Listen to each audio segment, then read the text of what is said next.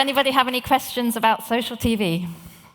A great talk. Can you explain a little bit about your blockchain protocol? Like, what's your choice for the blockchain? Why blockchain? I think that's really important to understand. Like, it sounds cool, but is it necessary? And what aspect of it is so interesting that you chose to imbue your entire art project on top of blockchain? Yeah, so we've been thinking about that a lot recently, so I'm glad you asked. We kind of look at ourselves as being a hybrid. So to answer your question quickly, layer 2 Polygon is what makes the most sense in terms of choosing blockchain. We do know that the world and regulation is changing. I use the terminology smart contract because it's really more about fractionalization and tokenization. And I think what makes us different is that we're more of like a connective tissue that takes the original media content, allows it to be cut into pieces and evolve and edit and be sort of reimagined by AI. And so we measure a lot of that and we make sure we pay back the original creator and the other people who are participating in the ecosystem. We're actually still in like testing and measurement with that phase, but we have looked at ways that we can operate off-chain and on-chain. And that also has some sort of cost savings and different regulation in different markets. But thank you. Tell us about your patents. How long have you got? Yeah, so I would say 5 years ago, I submitted patents. We have 4 patents granted in the US, 1 in Japan. It's pending in 40 countries around the world. It's a proprietary media format. So it's actually telling the layers of media how to interact together. And again, that same thing about tracking the lineage of how it evolves and how it deals with monetization. When you write a patent, you have to try to be as broad as you can and think 20 years in the future, which I found I'm actually very good at. It's like the present moment that's my issue. But I think CultTech has grounded me here.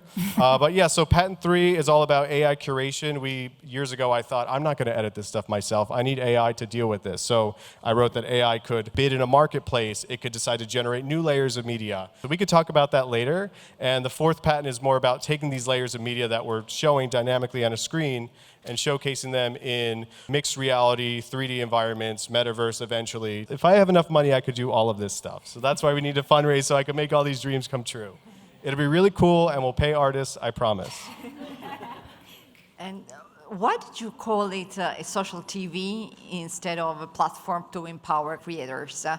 Yeah, so I used to work in New York advertising technology companies, and I was a director of marketing at an interactive video company that did some of the first streaming TV ads, so it's kind of like my home territory. But I also saw that we were consuming content differently, and I was also VJing at parties and events and clubs and things, and I realized that it just kind of wasn't being represented, and the original artists weren't being paid or given credit properly. It's also quite illegal the way that people mix content. So that's how I created the ecosystem. Yeah, so part of our dream is reimagining the creator economy. It is technically dynamic media streaming, but we do think that in the first stages of development, it's really about phone to TV and the devices around you. And so it just feels more approachable. And we really want people to create their own channels that hit on a certain mood. So it could be like choreographed dance or art or what we would call NFT or digital art or travel. And eventually it'll turn into what other social networks are doing. But it's kind of plotted based on where future ad and media revenue is moving into in the sort of medium term. It's social TV for the needs of Gen Z. And I should also say that CultTech really helped me, and my mentor, Yao, helped me with saying, you just got to own it. Okay, I think time's up. So thanks, thank everyone. you very much, Michael from Ambistream.